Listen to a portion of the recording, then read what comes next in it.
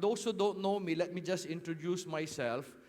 Today, I am known as a person who left an executive job in HP in 1997 to move my family to Bukidnon na wala kaming kaibigan and kamag-anak, and to let my family live in a 20-foot container van.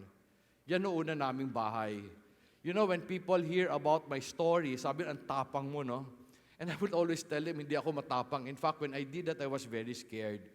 But the reason why I left the corporate job was because in 2017, you know, I started to have this struggle with the Lord. I was nobody really in our church, but I struggled with the Lord because feeling ko pinapaalis niya ako sa trabaho ko. And the job was nice. I was assistant country manager for the company. And I struggled with God. So, the other thing, the reason I struggled with Him kasi the Asian economy collapsed in 1997. So I really was struggling the whole year until July of that year. In July of that year, I was jogging in our subdivision in United Parañaque 2, yung Walkman ko ho. Alam pa ba niyo kung ano yung Walkman? You know, many of you do not know kung anong Walkman, no? Pero yung Walkman ko started to turn off. I would run and then it would turn off. So in my mind, sabi ko, maybe God will answer me now kung anong gusto niya paggawa sa akin. Maniwala man ho kayo o hindi, when I started to run, I heard a voice. The voice was very clear. It was at the back of my head. The voice said, leave. Pagtingin ko sa kalye, walang tao. So I ran to my wife, nagsumbong ako sa misis ko, sabi ko, nakarinig ako ng boses. Many of my friends said, ingat ka, kaya hindi mo alam kung saan galing yung boses na yon. Totoo naman. I was really nobody in our church. How can God talk to me? So what I did, I asked God for 3 miraculous things. And talagang they were so impossible to happen. When God answered that, I came to my wife and said, I need to resign. Because otherwise, gagawa ko ng kasalanan kay God. And so the reason why container van ho yung aming bahay was because I forfeited my retirement. I resigned eh. So wala ho kaming pera. That's the only thing I could afford. In fact, we could not even afford to put up our own business. So what we did, we borrowed money from the family of my wife to start a farm in Bukidnon. Doon kami dinala ni God. And this was a picture of our farm. Sino na sa inyo nakapuntang Bukidnon? Anybody? Especially, I think, yung nakapunta sa Dihilaya, no? And most people, when they go to Bukidnon, sabihin, ang ganda ng Bukidnon. And I always tell people, kung ganyan ang itsura na maganda, then sabihin ko sa inyo, ang pangit ng Bukidnon. Kasi puro kugo niyan. Kasi I realized kugon is a symbol of desolation. What does that mean? Kugon can only grow in acidically bad soil. Now, hindi mo pwedeng patayin ang kugon by burning it. If you burn it, babalik ulit yan. The only reason why green ang Pilipinas is kasi we're in the tropics. If we're in the Middle East, we'd be a desert. Okay? I realized that the way to kill kugon is to improve the soil. Pag pinataba mo yung lupa, kugon cannot survive good soil. And you go around, no, people also say, ang ganda ng Batanes. When I went to Batanes, puro pa rin kugon. Okay, we just like the color green, but it's a symbol of desolation. So, ganyan ho yung naabutan namin na lupa in 1998. I converted the container van into a house. And when we started our operation, we started as hog grower for Monterrey, contract grower.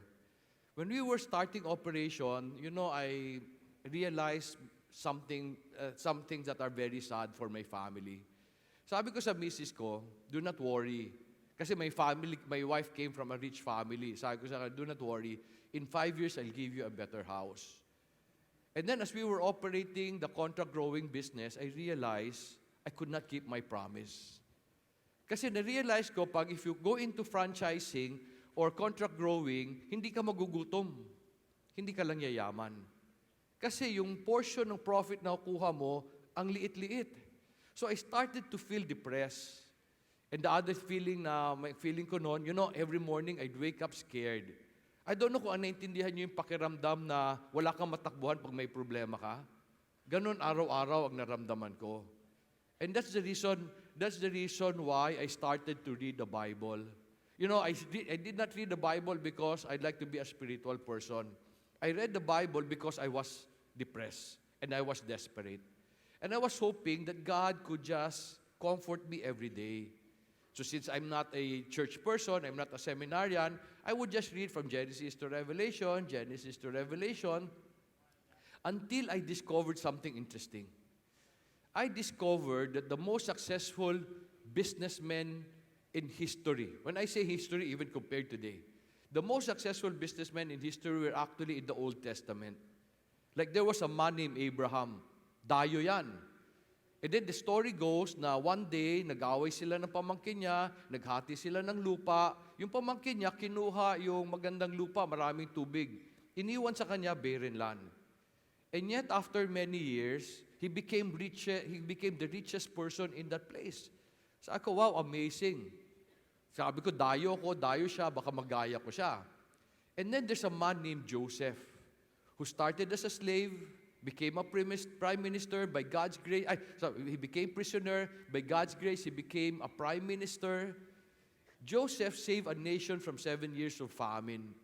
I don't think even Steve Jobs can do that. So these guys must be very good. So sabi ko sa sarili ko, maybe I should read now the Bible as a business book. I told myself, Dong, wala nang mawawala sa iyo kasi wala na lahat. Walang mawawala if you now read the Bible as a business book, which I did. And I decided to just try everything it says, to the point of resting my soil on the 7th year. I did that. I changed my farming and business approach from the corporate mindset now to the Bible, pero hoping I'd be an entrepreneur.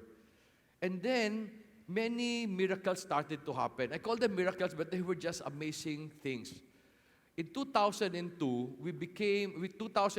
2010, we became the biggest lettuce supplier of McDonald's in the country. Yung lettuce nyo during the time was coming from Bukidnon, from our farm. You know, because they feel that our quality was better than Benguet. In 2010, that stopped because Benguet improved. Pero why would they buy from a small farm in Bukidnon? And so many other things happened. And one of the miracles that happened was after 4 years, God gave us this house. So we moved from a container van to a much better house in 4 years. I should have been giving my wife a better house last year kasi sabi ko, maybe in 20 years. But God changed that plan. And the same thing happened in our farm. You know, sabi ko sa inyo, this is the picture of our farm when we started. Today, this is the picture of our farm. We have actually reforested it. Okay? Inside the farm, we still grow hogs from Monterey. I now have a big high-value crops operation. I grow lettuce, beets, kale, and many of these high-value crops. I have goats, sheep, and also I've been building my forest. Ang uniqueness ho namin, hindi kami umutang or hindi kami nakautang. Hindi kasi ayaw kong umutang because only of circumstances. One, wala akong pag-collateral. So nobody will lend me. Second, wala ho akong kaibigan and kamag-anak sa Mindanao. So walang mag-guarantee. However, the third most important reason why hindi ako nakautang, kasi ho, matigas ulo ng misis ko. You see, I came from the corporate world, so naniniwala ako, lagyan mo ng pera ang isang negosyo, bibili siya ng paglaki. My wife came from a very conservative family, and her mother taught her not to borrow money. So we would fight every day kasi gusto ko siya bigyan ng mas magandang buhay. Ang feeling ko, ayaw niya ako bigyan ng chance gawin yan. Siya naman, ayaw niya umutang kasi natatakot siya, dayo lang kami. So we would fight often, and then one day, sabi ko sa kanya, para matapos yung problema dyan, sabi ko sa kanya, pag hindi ka nag-submit sa akin, ako ang magsasubmit sa'yo. O, di ba, di natapos yung problema namin. Di ba, I look at the husbands here, and di ba, ganun din kayo, submissive din kayo sa wife ninyo. Di ba? But anyway, actually, I'm just joking, but my wife is a nice lady. She's actually very submissive. The reason why I did not borrow money was because I wanted to respect her. I did not want to stress her more. However, something happened because I did not have the opportunity to get more money. You know, I became very creative. If in the future, if we get a chance to go to our farm, wala kayo makikitang tractor. Wala kayo makikitang greenhouse. We're a very ordinary farm. And yet today, I believe we're one of the biggest lettuce farm in the country. We also have, we're one of the biggest goat and sheep farm in Mindanao. Okay? And all of this happened because my wife did not allow me to borrow money. Then discover ko, ang Pilipino creative. huwag mo lang bigyan ng pera. Bakit? Ang Pilipino, pag binigyan mo ng pera, nagiging waldas. So let me ask you, nung wala kayong pera, namatay ba kayo? Hindi, di ba? Nung nagkaroon kayo ng pera, especially ng commission, ano nangyari sa inyo? Di ba lalo kayo nahirapan, di ba? So ang Pilipino nasisira pag maraming pera. But anyway, tawa kayo, no? Because you can relate, di ba? Okay, anyway, ang hope ko, ang goal ko, matapos this year, marami kayo parating pera, okay? But anyway, as things progress, we opened a foundation called Semillas sa Kinabuhi. Many people would come to listen to our story and learn from our system. And the same thing would happen into their businesses. So these friends encouraged me, sabi niya, Dong, as we were blessed by your story and by your life, you should put your story in a book form. And I listened to them. In 2014, I published this book entitled Breaking Through. The reason why I chose the title Breaking Through is because naniniwala ako yun ang kwento namin of how God took us from a position of need to a position of abundance. And I realized that God really wanted me to write the book because He wants people to know that He wants to create a breakthrough in your life. Tama ba ako na all of you are looking for breakthroughs?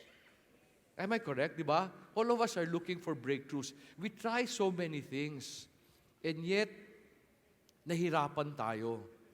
There are now more ideas, more technologies to help us, and yet hirap pa rin tayo. And I want you to know that I really believe the only reason why God blessed me so that I can tell you, kaya niyang gawin sa inyo.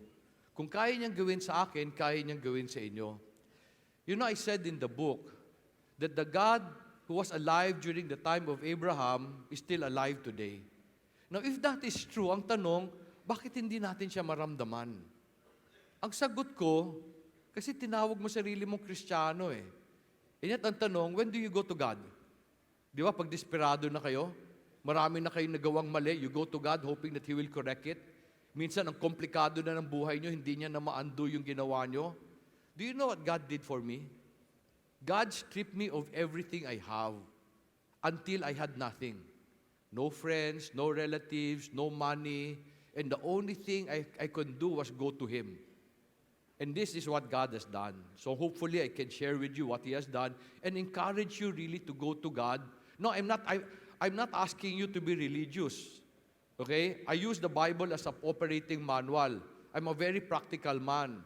So gusto ko lang to show you that there's a better way of doing business, and it is by considering the ways of the Lord.